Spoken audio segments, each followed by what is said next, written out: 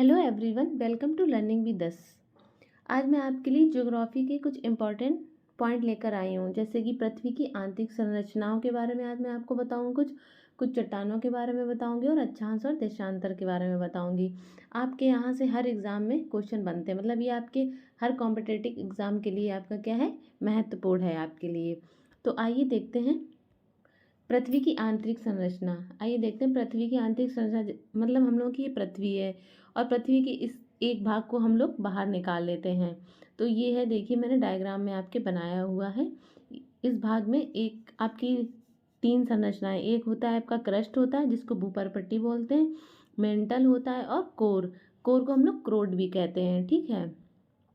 तो जो आपका भूपर्पट्टी भाग है, जो एक क्रस्ट है, इसमें आपका क्या, इसको क्या हम लोग सियाल कहते हैं, मेंटल को हम लोग सीमा कहते हैं, कोर को हम लोग क्या कहते हैं, निफे कहते हैं। जो हम लोग का सियाल है उसको SI+AL से लिखते हैं, यानी कि इसमें क्या क्या होता है, सिलिकॉन और एल्युमिनियम होता है। किस में होता है, सियाल में। और किस परत में होता है, हम लोग क्रस्ट में। ये होता है हम लोग को सीमा। सीमा को SI+MG से भी लिखते हैं, पर ये शॉर्ट फॉर्म के लिए SI+MA मैंने लिख दिया सीमा, ताकि आप लोगों को याद रहे। तो इसके अंदर क्या पाया जाता है, इसके अंदर भी सिलिकॉन प्लस मैग्नीशियम आपका पाया जाता है, ठीक है। और फिर है कोर, जिसको हम लोग क्रोड भी कहते हैं। तो इसमें क्या है, निफे, Ni+Fe, nickel plus ferrous, ferrous को हम लोग लोहा भी कहते हैं। ये आपका बहुत ही मतलब इम्पॉर्टेंट पॉइंट है, बहुत इंपॉर्टेंट की पॉइंट मैं आपको आपके लिए लेकर आई हूँ। और इसका वर्गीकरण किसने किया था, आपका वर्गीकरण किया था स्वेज नामक वैज्ञानिक ने।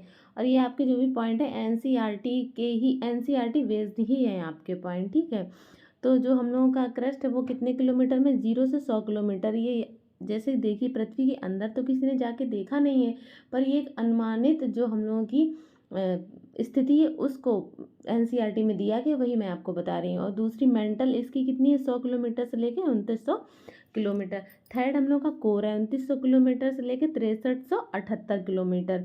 तो आपको ये समझ में आया होगा। आइए देखते हैं हम लोग क्रस्ट को हम लोग और क्या कहते हैं, क्रस्ट को हम लोग कहते हैं लिथोस्फीयर या स्थल मंडल भी कहते हैं। कभी कभी एग्जाम में ये भी पूछ लिया जाता है आपका। मेंटल को क्या कहते हैं, पायरोस्फीयर कहते हैं। कोर को क्या कहते हैं, बेरी स्फीयर कहते हैं, ठीक है। और जो ये हम लोग का क्रस्ट का ये भाग है, इस वाली परत को और इस वाली परत को, मतलब मेंटल के जस्ट ये इस वाली परत को जिसको मैंने कलर कर रखा है, इसको हम लोग क्या कहते हैं, एस्नेथोस्फीयर या दुर्बल मंडल। ये आपका एनसीईआरटी में आपका दिया हुआ है ऐसे ही।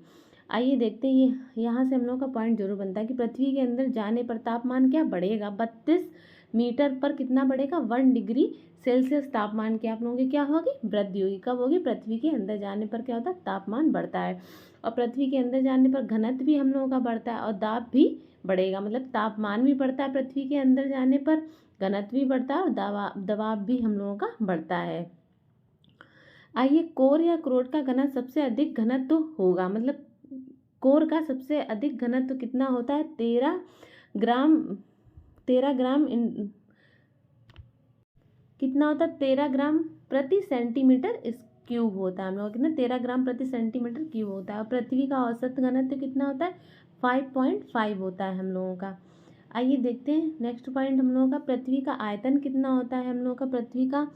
पृथ्वी का जो आयतन है 83% भाग मेंटल का होता है, मतलब जो मेंटल का भाग है, मेंटल जो है उसका पृथ्वी के अंदर आयतन कितना है, 83% है, ठीक है। क्रस्ट में सर्वाधिक मात्रा में क्या पाया जाता है, जो क्रस्ट है हम लोगों का, जो ये वाला भाग है, आइए देखते हैं। इस वाले भाग में सबसे अधिक क्या पाया जाता है हम लोगों का, ऑक्सीजन पाया जाता है।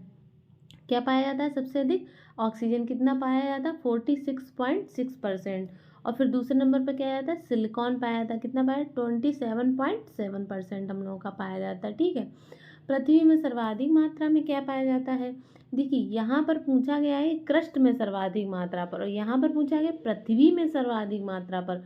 दोनों पॉइंट अलग हैं भाई, इसको अच्छे से याद रखिएगा आप लोग।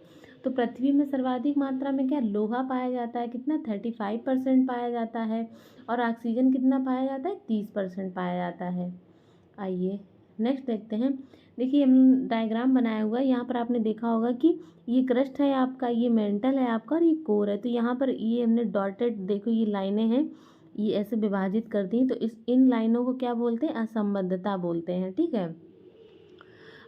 जो हम लोग का ये फर्स्ट है, देखिए ये सेकंड इसको बोलेंगे, इसको थर्ड, इसको फोर्थ, इसको फिफ्थ बोलते हैं। जो हम लोग का फर्स्ट है मतलब उसको क्या बोलते हैं, कॉनरेडो बोलता है। कॉनरेडो जो होता है वो क्रस्ट को दो भागों में बांटता है। देखिए ये हम लोग का क्रस्ट की ये है ऐसे करके, तो कॉनरेडो ने क्रस्ट को कितने भागों में बांट रखा है, दो भागों में बांट रखा है। तो कॉनरेडो दो भागों में बांटता है। ये आपका एग्जाम में पूछा जाता है। दूसरे नंबर पर है हम लोगों का ये वाला, तो ये मोह है। ये मोह क्या है, क्रस्ट को मेंटल, देखो क्रस्ट है ये मेंटली, क्रस्ट और मेंटल को क्या करता है, अलग करता है हम लोगों का, ठीक है। फिर ये हम लोगों का थर्ड है ये वाला, ठीक है। ये क्या है, मेंटल, ये क्या है, रेपटी बोलते हैं। ये क्या, मेंटल को दो भागों में बांटता है। देखिए एक ये भाग है, एक ये भाग, ये ऊपरी परत, ये निचली परत। एक इसको मेंटल को दो भागों में बांटता है, इसको अच्छे से याद रखिएगा।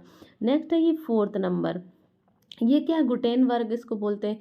कोर को मेंटल से अलग करता है। देखिए ये कोर है हम लोगों का, ये मेंटल, कोर को मेंटल से अलग करता है। कौन करता है, गुटेन वर्ग करता है हम लोगों का, ठीक। फिफ्थ नंबर पे देखते हैं लेहमन। लेहमन क्या है, कोर को दो भागों में बांटता है। देखिए इधर और इधर, ये दो भागों में बांट रहे हैं। तो आई होप आपको समझ में आया होगा, क्योंकि यहाँ से देखिए आपका जरूर यहाँ से कोई ना कोई क्वेश्चन बनते हैं हर एग्जाम में। नेक्स्ट पॉइंट हम लोग का चट्टान। ये हम लोगों के पास शॉर्ट नोट्स हैं, मतलब शॉर्ट हमने आपके लिए बनाए हैं आपको बताने के लिए, तो शॉर्ट नोट्स हैं आपके।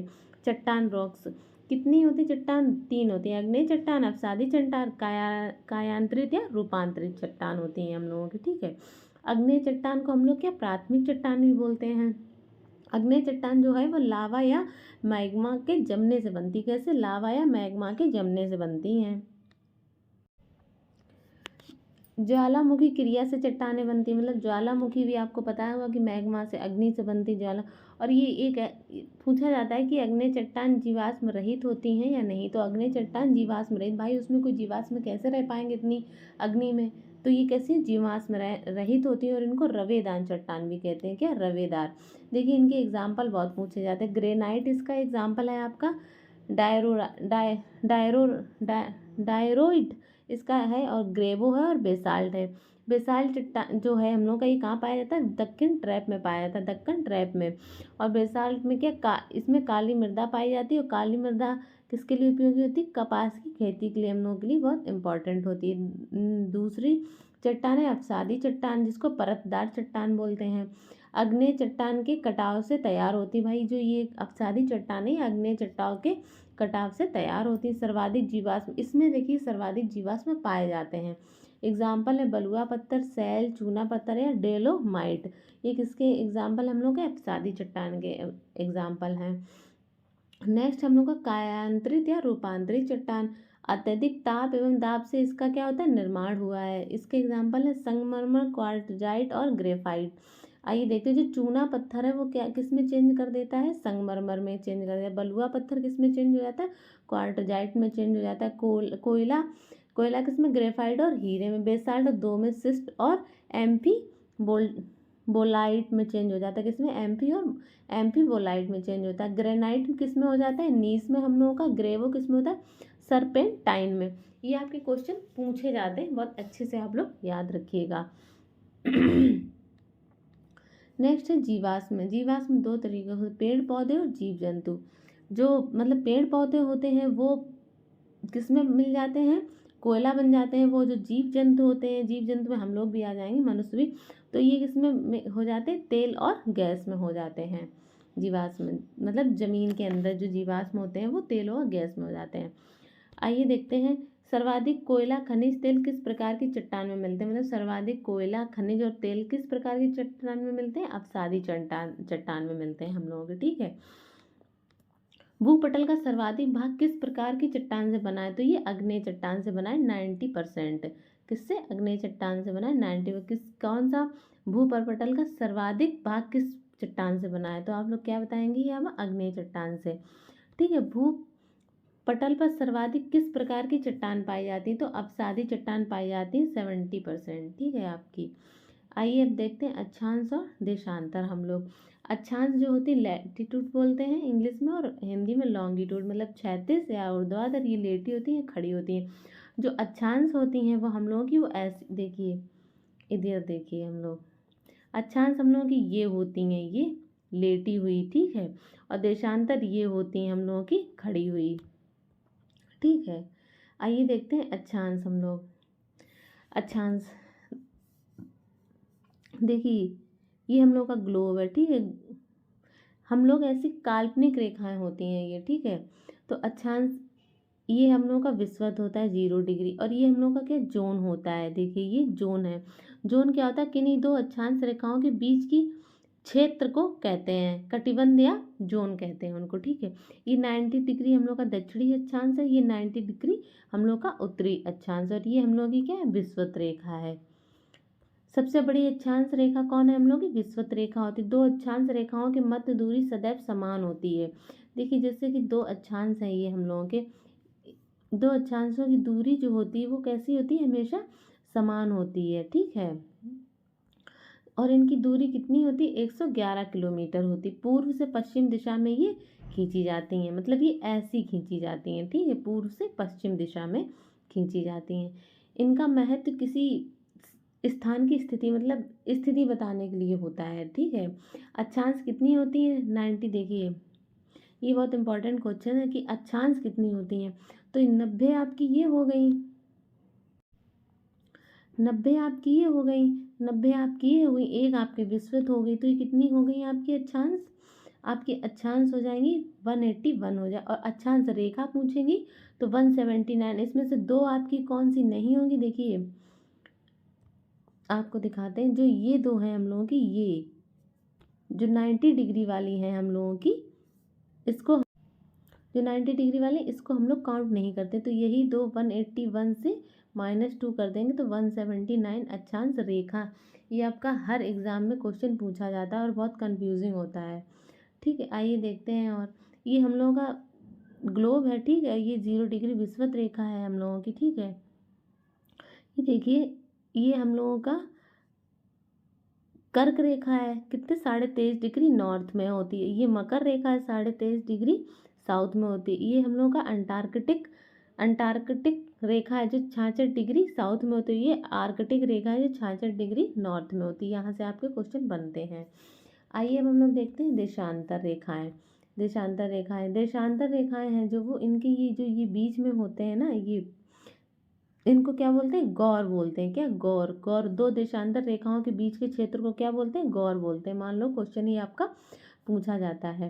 सभी देशांतर रेखाओं की लंबाई बराबर होती है, ठीक है। कुल देशांतर रेखाएं कितनी होती है हम लोगों की, 360 होती हैं। कितनी होती है, 360 होती हैं। 1 डिग्री देशांतर को पार करने में कितने मिनट लगते हैं हम लोगों को, 4 मिनट लगते हैं, ठीक है। देखिए 360 इंटू 4, एक तो कितना हो जाएगा, 1440 बटे 60। ये 24 घंटे, तो कितना हो गया, एक दिन हो गया हम लोगों का, ठीक है।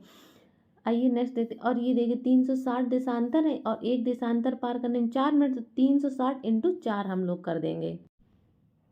आइए नेक्स्ट देखते हैं। देखिए जैसे देशांतर रेखाएं कितनी 360 होती, तो 180 ये होती है पूर्व में हम लोगों की होती हैं, ठीक है।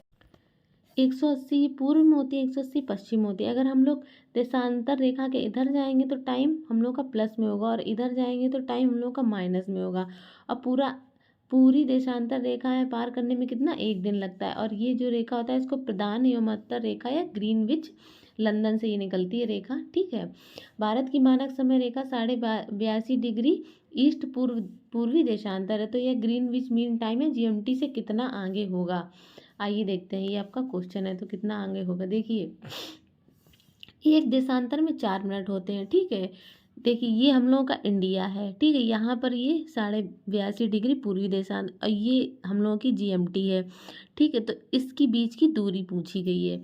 आइए देखते हैं, एक देशांतर में 4 मिनट होते हैं तो 82 डिग्री में देखो 82 इंटू 4 कर देंगे, प्लस 1/2 इंटू 4 कर देंगे हम लोग। तो ये हम लोग को काटने में क्या आएगा, 328 प्लस 2 330 मिनट इसमें जोड़ देंगे, और फिर इसको भाग दे देंगे 60 से, ठीक है। तो ये आ जाएगा 5.5 घंटे, जीएमटी से क्या है, आगे है। इस चीज़ को हम लोग याद रखेंगे, ये क्वेश्चन बार बार हम लोग के एग्जाम में बनता है। अंतर्राष्ट्रीय तिथि रेखा। वर्ष 1884 में वाशिंगटन डीसी में संपन्न इंटरनेशनल मेरिडियन कॉन्फ्रेंस में 180वें यमोत्तर या प्राइम मीडियन को अंतर्राष्ट्रीय तिथि रेखा निर्धारित किया गया, ठीक है। और ये कहाँ से है? आर्कटिक महासागर, चूगी सागर, बैरिक स्ट्रेट व प्रशांत महासागर से गुजरती है। आपके यहाँ से जरूर क्वेश्चन बनता है कि कहाँ से गुजरती, तो कहाँ? आर्कटिक महासागर, चूगी सागर और बैरिन स्ट्रेट व प्रशांत महासागर से गुजरती। चलिए आज के लिए इतना ही रखते हैं। अगर आपको मेरी क्लास पसंद आई हो तो वीडियो को लाइक कीजिएगा, चैनल को सब्सक्राइब कीजिएगा और दोस्तों के साथ शेयर कीजिएगा। ये मैंने आपके जितने भी इंपॉर्टेंट पॉइंट थे, थोड़े थोड़े से इंपॉर्टेंट पॉइंट मैं आपके लिए लेकर आई थी। आई होप आपको आज की क्लास समझ में आई होगी। Thank you so much.